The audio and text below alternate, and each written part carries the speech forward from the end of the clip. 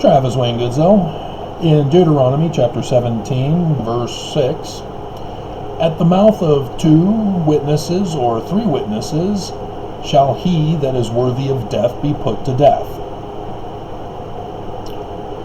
That's apparently what my landlord is trying to do. Create witnesses to put me to death. We won't bring up the ones about false witnesses. But it's very clear from scriptures that you can't just say something, claim to be a witness, and therefore have established truth. In Doctrine and Covenants section 6, we get the Bible version, verse 28. And in the mouth of 2 or 3 witnesses shall every word be established. Is it the word of the witnesses, or are the witnesses of the word? Give you a hint, it's the latter. In a court of law, witnesses do not establish the truth. They confirm the evidence. So, a murder scene, since we're talking about murder, death, kill, John Spartan,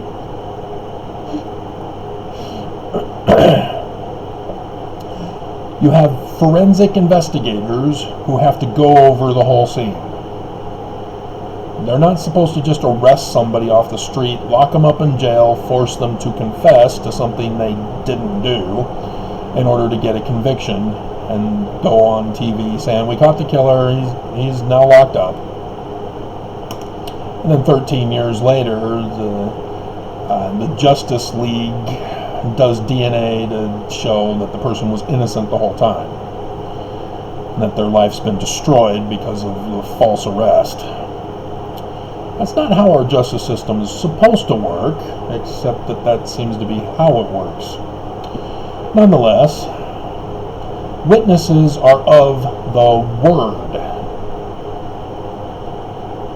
So if people saw something, they would testify in court, yeah, I saw so-and-so with a gun shoot so-and-so dead. And so the forensic investigators would be the primary source. The witnesses would then confirm that the forensic investigators were correct. And ta-da! You've now justified locking away the criminal. That's how it's supposed to work.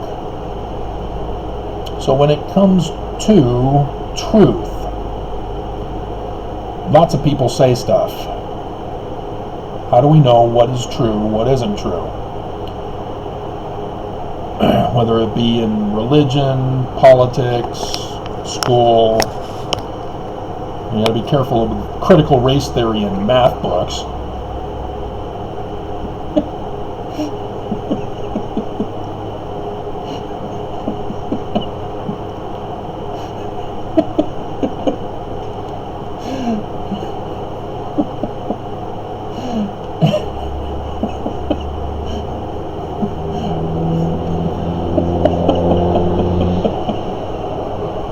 Adam had 1 apple.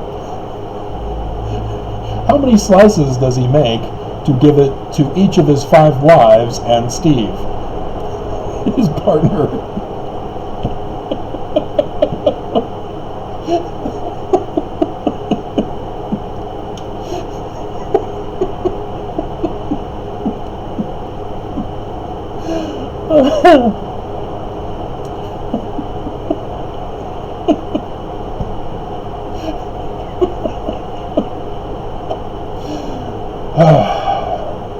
You guys just make it too easy for me. And so, what is this referring to? The Book of Mormon, guys, come on, the keystone of our religion. Alma chapter 32, starting in verse 28. We shall liken the word unto a seed. You plant the seed, you produce the fruit. That's the end results of the seed. You now can have witnesses that say, hey, the fruit is good. They support the evidence. It's not complicated.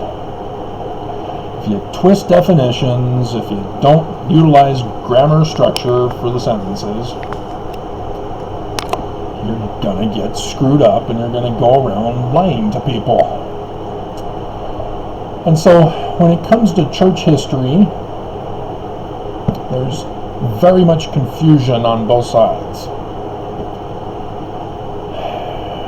People have been taught, apparently, that an author is a primary source document. He's a witness. 100 years later, or 200 years later, in the case of the author who wrote a book about Brigham Young, and everybody decided to make him the primary source reference on Wikipedia under Brigham Young. Oh dear God, where did you guys go to school? BYU? There are some problems, and we need to address those if you are going to know and establish truth, and not turn Joseph Smith into a Christian with Jesus as his Christ.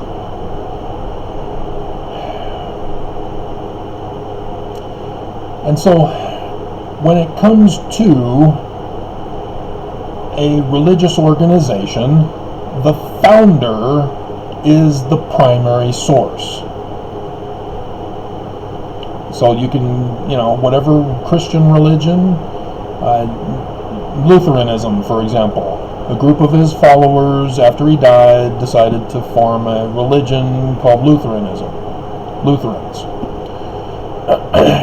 and establish their church based upon his words, his translation of the Gospels.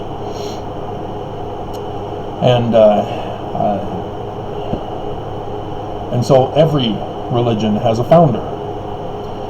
Christianity itself has Emperor Constantine as their founder, who created Jesus. In that very first creed of creeds.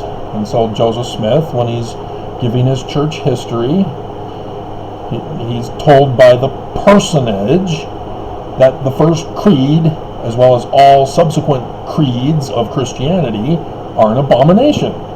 That's what he's referring to.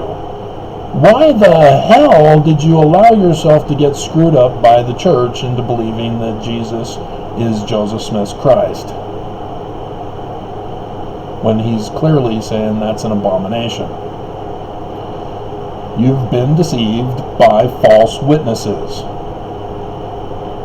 They lied. And so all ex-Mormons knows that the church confessed and came out and said, we lied. Get over it. And so, yeah, we're not going to be a part of a church where there's false prophets. But what's wrong with you, Mormons? You go around keeping the history all screwed up, that even ex-Mormons, who know the church is a lie, don't know the church, the truth of the church either.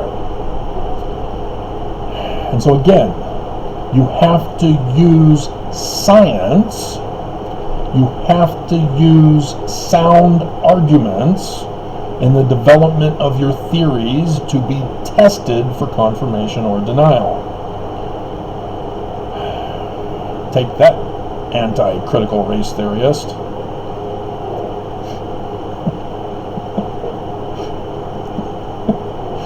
I think that was funny. Adam has 5 wives and a partner named Steve.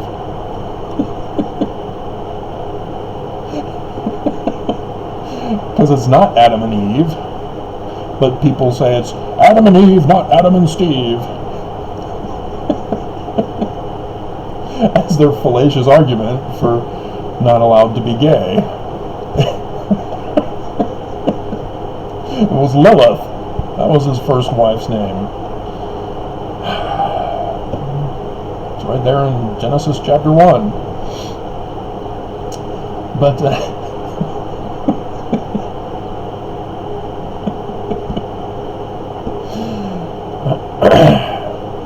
And so when it comes to Mormonism and all things Mormonism, Nelson is not the primary source. I'm sorry, Benson lied to us. The 14 fundamentals of a living prophet, or whatever number, he lied. He said the dead prophets are useless to us. The living one is who we need to concern ourselves with.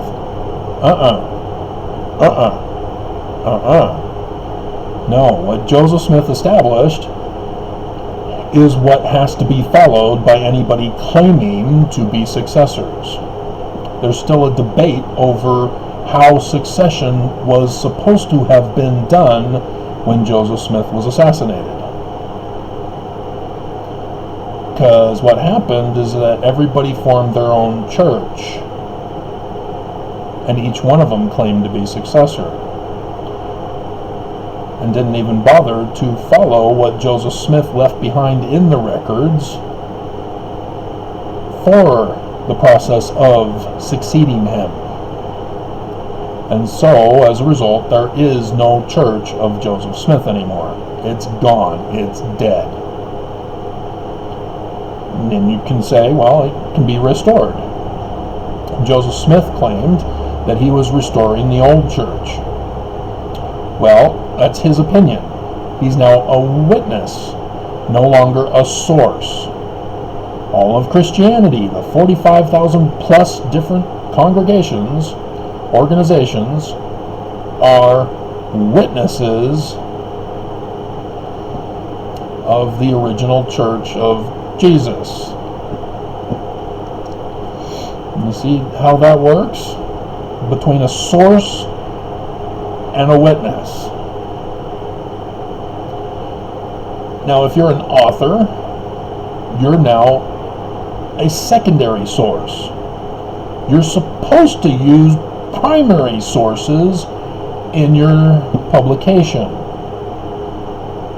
If you're using secondary sources or tertiary sources, or whoever number of sources, you're not producing a quality book.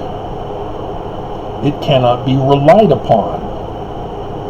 You have to use primary sources. So if you're going to talk about this church and publish volume 3 of the Saints and quote Joseph Smith to justify that this church is true, that's a fallacy argument. You did not properly conclude deductively. And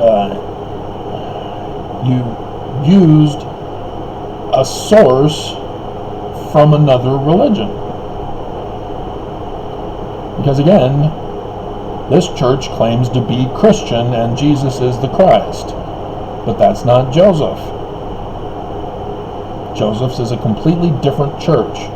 And Joseph is the source for Mormonism. So everyone who claims that Joseph Smith is their founder are false witnesses. We cannot trust anybody who claims Joseph Smith is the founder. And anything about him, whether it's defamatory or praiseworthy, we cannot trust you. Your opinion does not matter.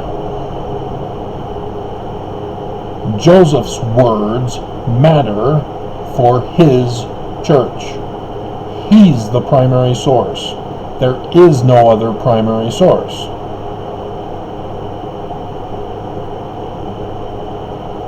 So what about church history and about Joseph Smith's history?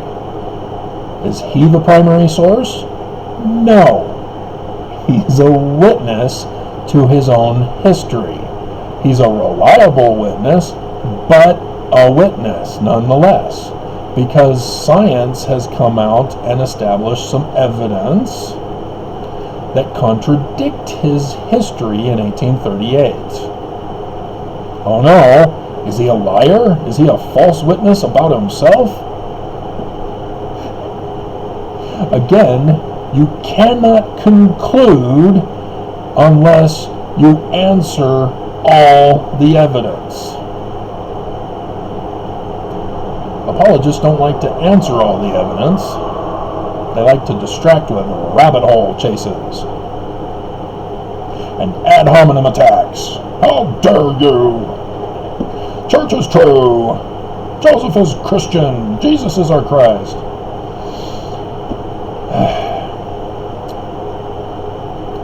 And so,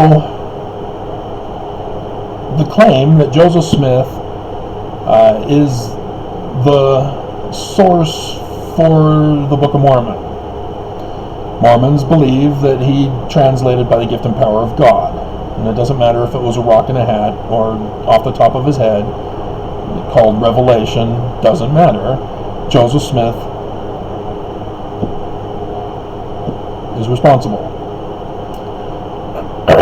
And the Book of Mormon is therefore a literal history, and it's the Word of God. Sorry, no. You don't get to claim that. That's an improper, deductive argument. Because ex-Mormons, if they were to put all the evidence together, they would see a different picture. Because there are some Mormons who find out, oh, Joseph Smith used a rock and a hat, and that was the magical practices of witchcraft back in the day. Oh, okay, Joseph Smith is a witch. No, fallacious, deductive argument. You've got to get rid of it. You've got to find a sound argument. People don't want to give up fallacious arguments. They want to hold on to them and demand everybody accept their fallacy as truth. Joseph Smith was arrested on the 20th of March, 1826, for a misdemeanor offense of glass looking, rock and a hat, a misdemeanor charge of $2.68 or 86 cents. Doesn't really matter if I got it wrong, but I have to refer to the primary source of that, which was the court record. I can refer to the court record if there are Mormon and apologists demanding proof and who have no clue how to access Google search.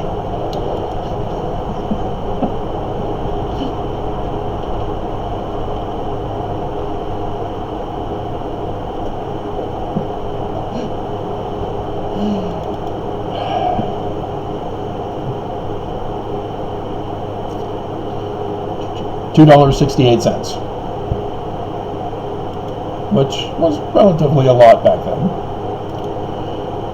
especially if you're poor. Which comes to the other thing. He's poor, and people are accusing him of being a glass looker for a living. How is he able to live if he's not making any money? Again, you gotta think. Don't just jump to conclusions. Take a look at the evidence. Don't trust witnesses just because they claim that they need to be believed.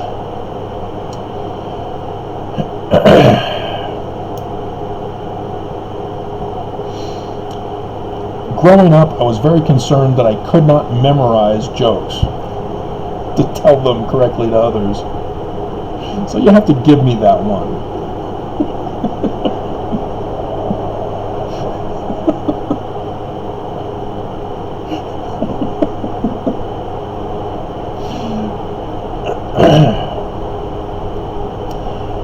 And so linguistic scholars have gone through the Book of Mormon and have established that the majority author of the Book of Mormon is Sidney Rigdon. Oh crap. We have ex-Mormons who believe that Joseph Smith wrote the Book of Mormon, whether it was through magic with a rock and a hat, or just off the top of his head from reading Captain Kidd books, or whatever. Now you have some contradictory evidence to your conclusion, your hasty conclusion. How do you reconcile it? Joseph Smith was arrested as a glass looker, but Sidney Rigdon's the major author of the Book of Mormon. Oh no, what do? Is Joseph Smith the partial author? How did that work out? Because Sidney Rigdon was in Ohio, Joseph Smith was in different places depending on which documents you find.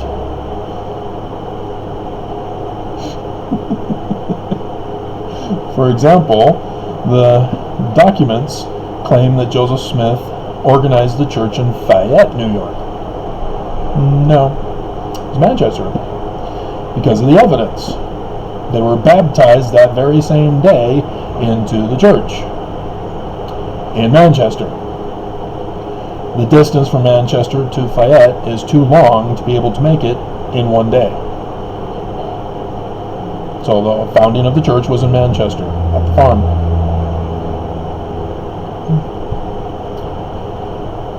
That's how you discern truth from error in historical records, to distinguish between the facts and witness statements. And so, if Sidney Rigdon's the major author of the Book of Mormon, why is it that he then was baptized in December of 1830? Again, you have to do your research. Who was Sidney Rigdon? Where did he move to throughout his life? What was he involved in? What religion was he a part of? You would learn Campbellite Baptists. You would learn that he left the Baptists, or the Campbellites, because he got in an argument with Alexander Campbell. Alexander Campbell wanted to revise the New Testament only. Sidney Rigdon wanted to revise the whole Bible. Well, that's interesting. He wanted to do this, and joins the church in December 1830, and is immediately put to work on the revision of the Bible. The whole Bible. Huh. Interesting. Almost like he was getting paid for work he had done. Yes, you've got to look for that. Follow the money trail. It doesn't have to be money, because if you look in the Book of Mormon, you'll see at the end of the Book of Mormon, in Moroni, there's Sidney Rigdon's Campbellite Baptist beliefs put in there. You have even the document from Mormon to Moroni, his son, talking about how atrocious it is that babies are being baptized. They have to be 8 years old. Well, that's Sidney Rigdon. Laying on of hands, Sidney Rigdon. Baptismal prayers and such, Sidney Rigdon. So yeah, it's not just the major author. He got to put in his religious beliefs. Mormonism is a lot of Sidney Rigdon's religion. So he gets to have claim as a primary source for Mormonism. What about the Smiths? Were they Campbellite Baptists? No. Well, the history says that his mother was joining the Presbyterian, but in her journal she says, refer to my son's account.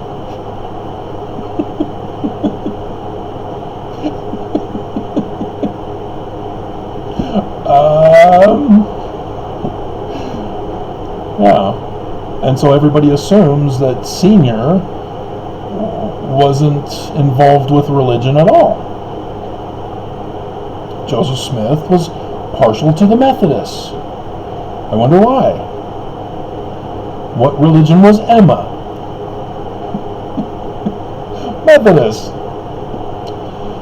And so the Presbyterian was when Alvin died.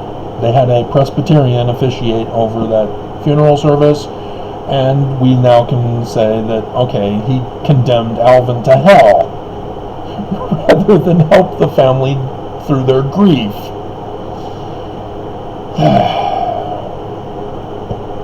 But yeah, there's Baptists in the history also. Sidney Rigdon. They excommunicated him pretty much from Baptists, and thus went to the Campbellites, had his disagreement with Alexander Campbell. But if you don't do the research to find the answers, you're not going to know the background history. And so when you read the part about the first vision, that it's the spring of 1820, we can forgive him for not knowing the exact date. But he says that two personages came from outer space in a pillar of light, defying the laws of physics. And so we now have to say, okay, wait a minute. He's not telling us the truth. So we look at the definition of vision. The first vision. We read in the Book of Mormon that visions are pretty much the same as dreams. Okay, so it's a dream. Which means dreams have symbolic interpretation. You know, like Joseph of Egypt interpreting Pharaoh's dream, or Daniel interpreting Nebuchadnezzar's dream.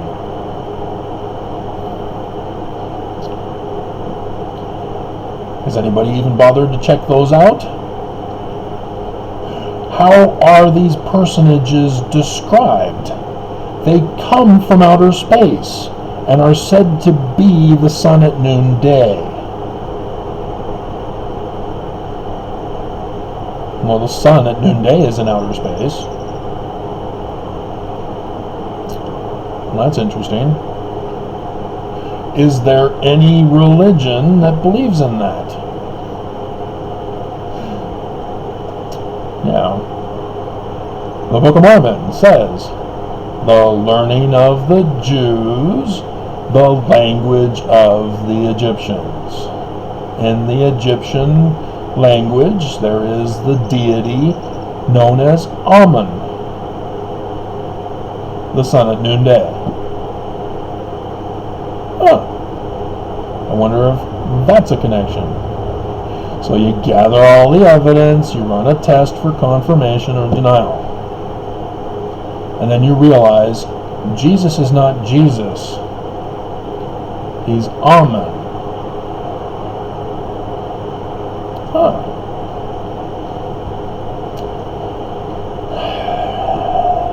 Now you understand why he's talking about the creeds being an abomination. Now you understand why Isaiah, and his name shall be Emmanuel, was put in the Book of Mormon. Amun El, the god Amun. The learning of the pre-captivity Jews. So then you go on to Nephi, because you've looked at the Joseph Smith papers and learned that the church was lying to us. Willard Richards put in Moroni and canceled out Nephi. And Nephi tells Joseph Smith about Egyptian gold plates. We've already established from the Book of Mormon about Egyptian and the learning of the Jews prior to the captivity of Babylon. But Egyptian gold plates. In your research, you've come across that Joseph Smith Sr. was a master mason in Canandaigua, New York.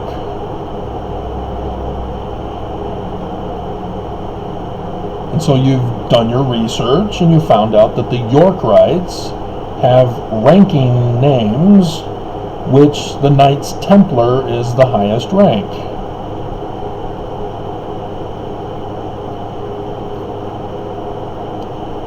And there's the story of the Knights Templar. After a certain Friday the 13th, in October, where they eventually sailed to America, bought the land,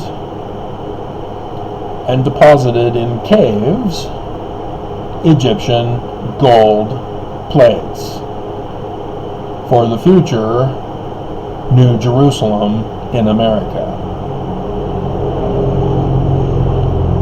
with the belief of a holy grail bloodline from King David who would restore the kingdom of David, New Jerusalem in America. So then you gather all the evidence and confirmed. Joseph Smith Sr. is the bloodline for the last days Messiah, according to the learning of the Jews and the language of the Egyptians. And he had 2 sons. He had other sons, but those 2, Joseph and Hiram, were the prophets, seers, and revelators, as Hiram was the oldest son. So why then did Senior appoint Junior, not Hiram, to be the leader of the church? Hiram got educated at Dartmouth. Joseph didn't. Well, Joseph was the one, as a kid, was playing around with his rock and a hat. Where did he get that from? Well, there's Jewish mysticism with the Tree of Life.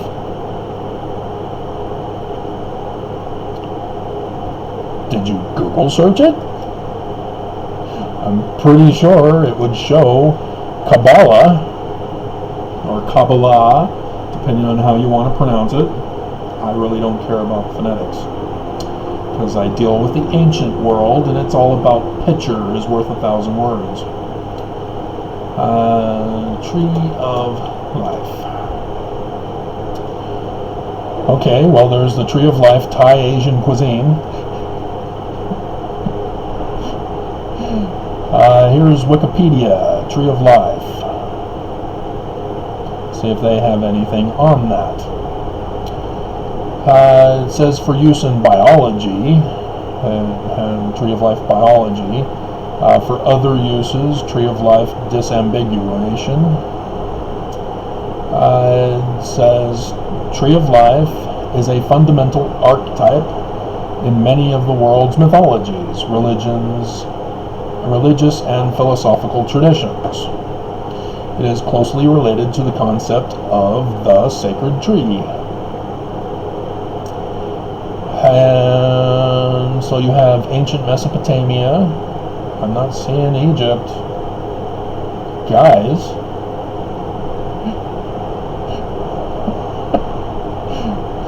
And then under Christianity, oh, there we are, the Church of Jesus Christ of Latter-day Saints. But it's separate and distinct from Jewish sources, Kabbalah. Well, that's interesting. What is this Kabbalah?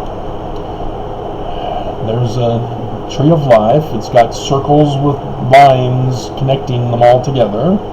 And there's Hebrew words. It's all Greek to me. Well, there's a Mormon, Joe Samson, who wrote, written by the finger of God. He knows all about Jewish mysticism. And so while reading the Book of Mormon, he goes, hey, the Tree of Life is connected directly with Jewish mysticism because of the linguistic pattern in the rewritten 116 pages.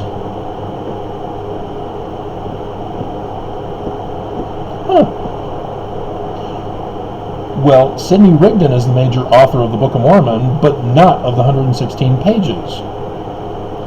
Who's the author of the 116 pages, then? What religion was the father again? We haven't found out yet, have we?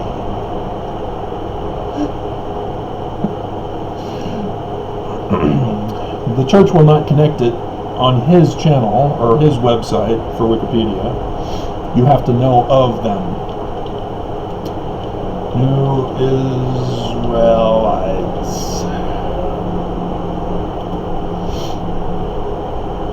And it's the one by Nathaniel Wood in Vermont in the 1790s. Not the black Hebrew Israelites. And so this is limited on its information, but we do get some information from it nonetheless.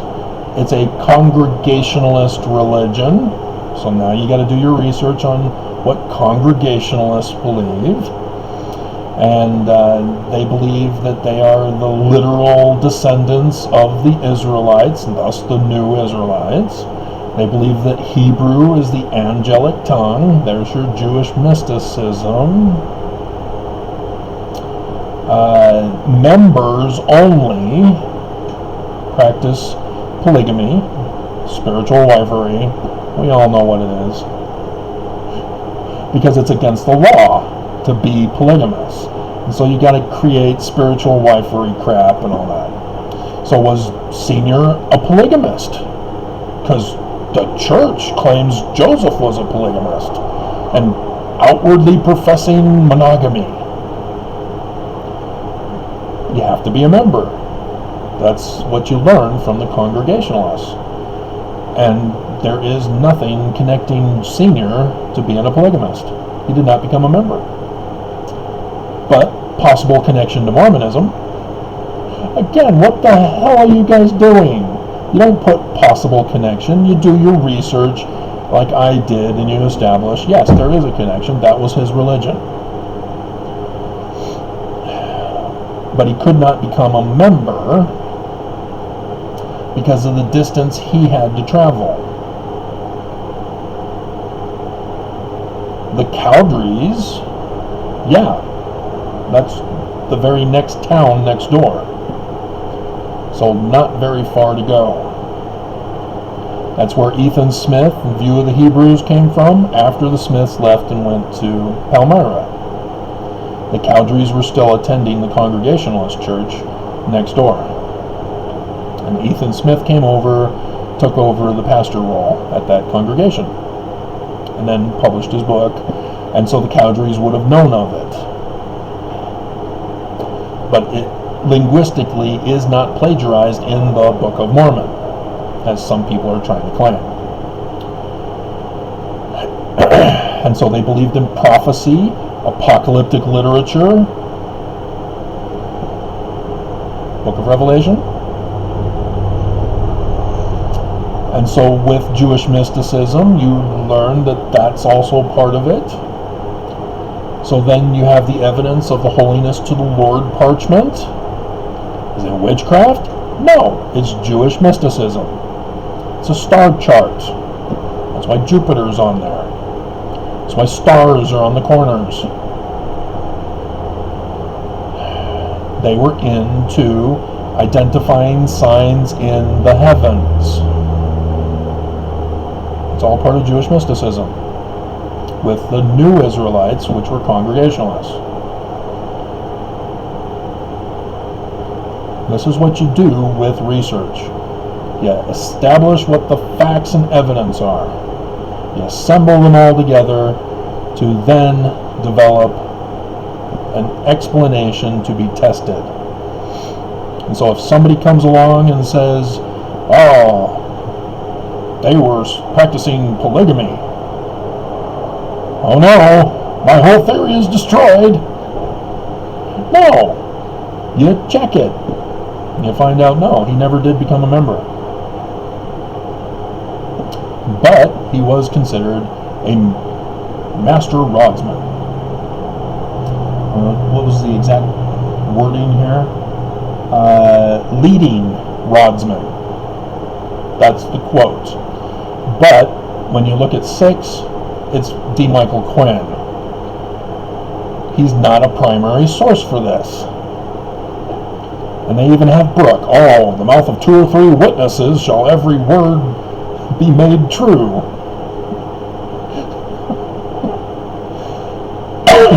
Again, no, this is not how you reference. Those books that they're referencing must be primary sources, or those books are trash. And so, what is the primary evidence? Why is that not in here as the reference?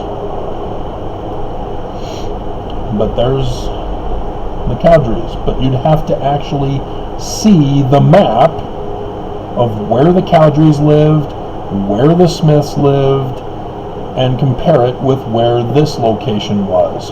Middletown, Rutland County, Vermont. And then you have to understand they did not have planes, trains, and automobiles.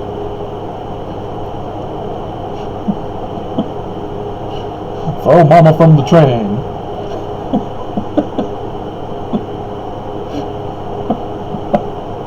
A Billy Crystal classic. It was Billy Crystal, right? Yeah, because the pop-up books. Yeah, he was having a fight with his wife, who plagiarized his book and became a famous author. He was now struggling to become an author. Yeah, throw mama from the train. And so, what is it with the divining rod? Because it's in the Doctrine and Covenants. The church tried to cover it up. Well, that was, they say probably Justice Winchell. Well, that's the name, but they aren't sure the first name. But yeah, it was they say counterfeiter and treasure seeker.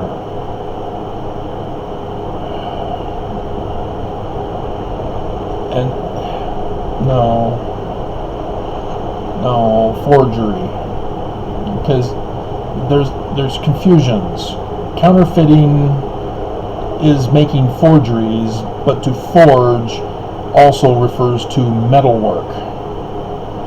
The Smiths are Smiths because ancestors were forgers of metal. And so this is a misunderstanding of the definition, using the wrong definition. And so they put in counterfeiter rather than forger, which appears to be the same name if you use a different definition of forgery or forging. And so dowsing to look for buried treasure. Yes, Joseph Smith was taught by his father. When are people considered adults back in those days? Do you not know your amendments of when it changed in 1971, I believe, to be 18 years of age to vote? You're now a legal adult. Oh, so what was it before? 21. So all of those songs in the 50s and 60s about falling in love with underage girls is 3 years worse.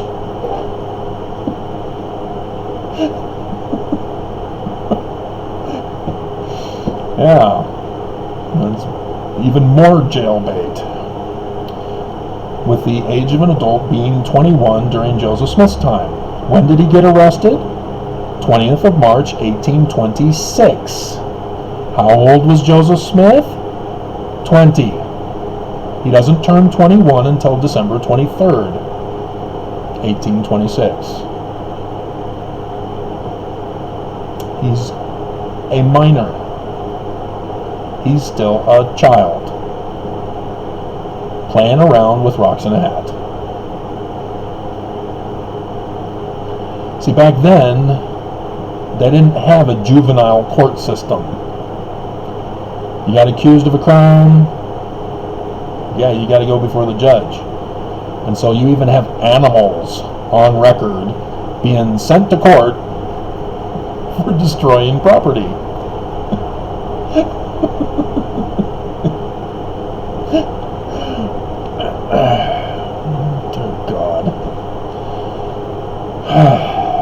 And so, yes, put the pieces together and you find the truth. And so I can't give you all this information and all the more information necessary to tell you what I've already told you. I'm just instructing you on how it's to be done. This took over 45 minutes. We still haven't explained everything. Because why are they writing the Book of Mormon? Why is Sidney Rigdon writing a Book of Mormon? It didn't make them rich. And so it's not for the money. Just like dowsing wasn't for the money. And so then you gotta find out about the Knights Templar, Canandaigua, New York, 9/11, 1826. There was somebody writing a book in Canandaigua, New York. He never got to finish his book. He disappeared. And then the Smiths come out with a book? Huh. Put the pieces of the puzzle together, and then you find out what's really going on. Use primary sources as evidences, not authors, not witnesses. Witnesses are to support the evidence, unless you're the founder. See, me, I'm the one who deciphered Paleo-Hebrew. I'm the primary source for all things Paleo-Hebrew.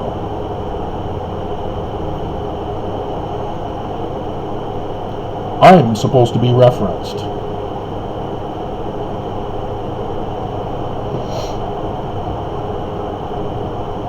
See how this works? And so if I made a mistake, like William Foxwell Albright did, getting bad information from Sir Alan Gardner for an acronym theory, then you do what I did and do a whole paper on how each and every single part of their theory is just utterly wrong. And so it has to be dismissed as a theory.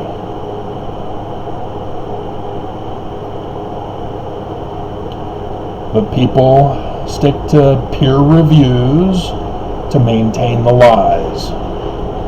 See, BYU, they stick to their own BYU scholarship to peer review their own work. That's not how it works, guys. There is a scientific process. Anybody who knows the scientific process can review the work. And it's a simple matter of you identify matches and explain anomalies. And you explain it with a theory development that can be tested. If you can't have it tested, you can't have it as a theory development. You have to dismiss the theory and figure out one that can be tested. And if I were to go on and expound on that, you'd realize how much more we've been lying in our classrooms, not just with the critical race theory in our math,